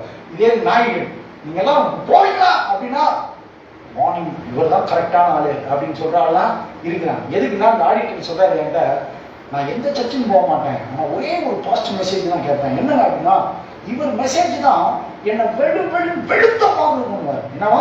உள்ள போய் உட்காந்தா தோப்பாருங்க, சும்மா இல்ல, அப்படியே அட்டி அட்டின்னு அடிச்சு வெளியே வரும்போது ஆவா. இப்ப நம்ம தொலைக்கல. அதனால நம்ம இந்த மாதிரி பிரசங்கம்லாம் கிருபை, தேவனுடைய ஆலயம், நீங்க தேவன் உங்களுக்குள்ள இருக்கிறார் அப்படின்னா இவரெல்லாம் என்ன தடை கொடுக்குறாங்க. இவங்க எல்லாம் என்ன பண்ணாங்கன்னா பாலிஸ் போற பிரசங்க இப்படி நினைக்கிற ஆள்லாம் இருக்கிறாங்க. கிடையவே கிடையாது. பிரியமானவர்களே, இயேசு அதான் விஷயம். இயேசு யார்? இந்த இயேசு ஏற்றுக்கொண்டதுனால எனக்கு என்னென்ன நன்மை உண்டாயிருக்குது, இதையெல்லாம் அறிய தேவ ஆவியானவர் என்ன பண்ணுவாரு? பரிசுத்தப்படுத்துவார். அல்லேலூயா. நீதிமானாக்குவார். இந்த இயேசுக்காக இவ்வளவு பண்ணியிருக்கிறார், இவருக்காக நானே உண்மையா வாழணும், பரிசுத்தமா வாழணும். நான் பரிசுத்தமா ஆக்கப்பட்டிருக்கிறபடியா பரிசுத்தமா வாழ்றேனே தவிர பரலோகத்துக்கு போறதுனால பரிசுத்தமா இல்லை. நான் பரலோகத்துக்கு போறேன்னா பரிசுத்தமா இருக்கணும், பரலோகத்துக்கு போற நான் நீதியா இருக்கணும், பரலோகத்துக்கு போற நான் உண்மையா இருக்கணும். இதுதான் பிரசங்கமா தவிர நான் உண்மையா இருந்தா தான் பரலோகத்துக்கு போவேன், உண்மையா இருந்தா தான் நான் வந்து தேவனிடத்துல போவேன். அதுதான் கள்ள உபதேசம். இதுதான் உங்களுக்கு. சரி, அப்ப நீங்கள் யார்? தேவனுடைய ஆலயம். அப்ப பிரியமானவர்களே, இயேசு வரும்போது நமக்கு என்ன இருக்குது? ரிவார்டு இருக்குது, பரிசு இருக்குது. அதை நினைத்து ஒவ்வொரு நாளும் என்ன பண்ண? உற்சாகமா வேலை செய்யணும், ஊக்கமா வேலை செய்யணும், தைரியமா வேலை செய்யணும். நமக்கு என்ன இருக்குது? பலன் இருக்குது. அல்லேலூயா. உங்களுக்கு எல்லாம் பலன் இருக்குது. அதனால தூங்கிடக்கூடாது, சோர்ந்து போயிடக்கூடாது. எனக்கு ஆண்டவர் வேலை தரல, அது தரல, இது தரல அப்படிலாம் இல்ல. எல்லாம் கிருபை கொடுத்திருக்கிறார், வரங்களை கொடுத்திருக்கிறார், அபிஷேகம் கொடுத்திருக்கிறார். நாம எடுத்து என்ன பண்ணணும்? பிரயாசப்படணும், உழைக்க. நம்ம வந்து என்ன பண்ணணும்? பவுல் சொல்றார், நான் அதிகமாய் பிரயாசப்பட்டேன். கிருபை கிருபைன்னு சொல்லிட்டு வீட்டுல படுத்துட்டு இருந்தது இல்ல. கிருபையை குறித்து வெளிப்பாடு வர ஜனங்களுக்கு என்ன பண்ணணும்? சுவிசேஷத்தை அறிவிச்சுக்கிட்டே இருக்கும். இயேசுவை பத்தி மற்றவர்களுக்கு சொல்லணும், ஆக்டிவா இருக்கும். ஏன்னா நாம யார்? தேவனுடைய ஆலயம். அல்லேலூயா. நீங்க வரும்போது உங்களுக்கு என்ன இருக்குது? ரிவார்டு இருக்குது. அப்ப இயேசு வருவது உண்மை. இயேசு வரும்போது நான் அவரோடு எடுத்துக்கொள்ளப்படுவேன். எடுத்துக்கொள்ளப்படும் போது என்னுடைய வேலைக்கு ஏற்ற பலன் உண்டு. அல்லேலூயா. நான் ரட்சிக்கப்படுவேன். நான் தேவனுடைய நிச்சயமாய் வாழுவேன். அல்லேலூயா. இதுதான் நம்முடைய விசுவாசம். அல்லேலூயா. சமாதானமா இருக்கீங்களா? யார் போட்டு குழப்பம்னா பயந்துறாதீங்க. நியாய தீர்ப்பு வருகிறது, இயேசு வருகிறார் அப்படின்னாலே சபைக்குள்ள பயமுறுத்துறதுக்கு பிரசங்கிக்கிறவங்க நிறைய பேர் இருக்கிறாங்க. இயேசு வந்தா நல்லது. இல்லையா? ஏன்னா இயேசு வரும்போது எனக்கு என்ன இருக்குது? லாபம், ரிவார்டு இருக்குது, பரிசு இருக்குது. எப்ப வரட்டும், எப்ப வேணாலும் வரட்டும். அப்படித்தான் எதிர்நோக்கி இருந்தார்களே தவிர ஐயோ வந்துட்டாரா நான் போவனா போக மாட்டேனா, எடுத்துக்கொள்ளப்படுவேனா அது கள்ள உபதேசம். மாத்திக்கொள்ளணும் பிரசங்கர். எனவே பிரியமானவர்களே, இந்த சத்தியத்துக்காக நான் கர்த்தரை ஸ்தோத்திரிப்போம். எழுந்திருந்து கண்களை மூடி நாம் ஜெபத்தோடு நிறைவு செய்வோம். ஹல்லேலூயா. ஸ்தோத்திரம். இந்த உள்ளத்துல வைத்துக் கொள்ளுங்க. இதை நினைத்து நீங்க ஒவ்வொரு நாளும் உங்களுடைய வாழ்க்கையில பிரயாசப்படுங்க, போராடுங்க, சோர்ந்து போகாதீங்க, சமாதானமா இருங்க, சந்தோஷமா இருங்க. நம்முடைய பிரயாசத்துக்கு பலன் உண்டு. மனுஷன் நம்மளை அப்ரிஷியேட் பண்ணாம இருக்கலாம், மனிதர்கள் நம்முடைய ஊழியத்தை கனவீனம் பண்ணலாம், மனுஷர்கள் நம்மளை கிண்டல் பண்ணலாம், கேலி பண்ணலாம். ஆனால் நமக்கு ரிவார்டு தருகிற இயேசு ஒரு நாள் வருவார், உயிரோடு வருவார். அவரோடு நாம் எடுத்துக்கொள்ளப்படுவோம். எடுத்துக்கொள்ளப்படும் போது நமக்கு ஜீவ கிரீடத்தை தருவார். பரிசு பொருட்கள் நமக்கு காத்திருக்கிறது. எனவே நாம் இந்த நாட்கள்ல, பூமியில் இருக்கிற நாட்களை வீணாக்காதபடிக்கு காலத்தை பிரயோஜனப்படுத்திக் கொள்ள வேண்டும். கண்களை மூடி நாம் ஜெபிப்போம். நீங்கள் அன்பும் இறக்கம் ஆக்கிரமிப்பு ஆசீர்வதிக்கப்பட்ட பரிசுத்த ஓய்வு நாள் ஆண்டவரே, இயேசு வரும்போது எங்களுடைய ஏழைகளுக்கு ஊழியத்துக்கான ரிவார்டு தருகிற தேவனாய் இருக்கிறீங்கப்பா. அதற்காக துதிக்கிறோம். நல்லா பிரசங்கம் பண்ணணும், உபதேசம் பண்ணணும். இதுதான் அப்போஸ்தலர்கள் செய்தார்கள். எல்லா மனுஷனுக்கும் சுவிசேஷத்தை பிரசங்கிச்சாங்க, உபதேசிச்சாங்க. வேற எந்த காரியத்திலையும் அவங்க தலையிடல. யாருக்கு கல்யாணம் பண்ணி வைக்கிறதோ அது மற்ற காரியங்களும் அல்ல, அதெல்லாம் மற்றவர்களுக்கு பகிர்ந்து கொடுத்துட்டாங்க. ஆனா முக்கியமான போக்கஸ் ஒரு ஊழியக்காரன், நல்ல ஊழியக்காரனுடைய முக்கியமான வேலை என்ன, பணி என்ன என்றால் பிரசங்கிப்பது, உபதேசிப்பது, ஜெபிப்பது. இதிலே கவனம் செலுத்த எங்களுக்கு கிருபை தருகிறபடியால் உங்களுக்கு ஸ்தோத்திரம். இந்த சத்தியத்தை அறிந்து அநேக ஊழியர்கள் மனம் திரும்பட்டும் அப்பா.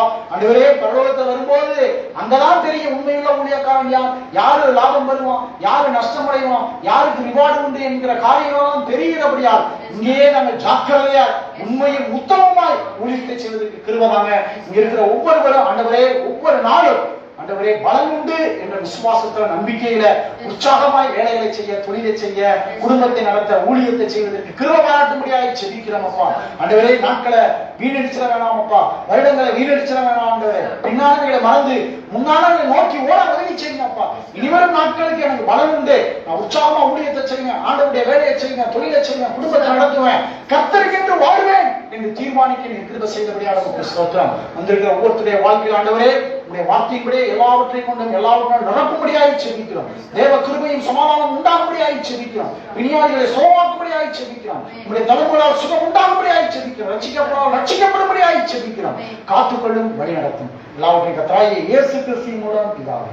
ஆமென், ஆமென். நம்முடைய கர்த்தராகிய இயேசு கிறிஸ்துவின் கிருபை, பிதாவாகிய தேவனுடைய அன்பும் பரிசுத்த ஆவியுடைய ஐக்கியம் இன்றைக்கும் என்றைக்கும் நம்மோடு இருப்பதாக.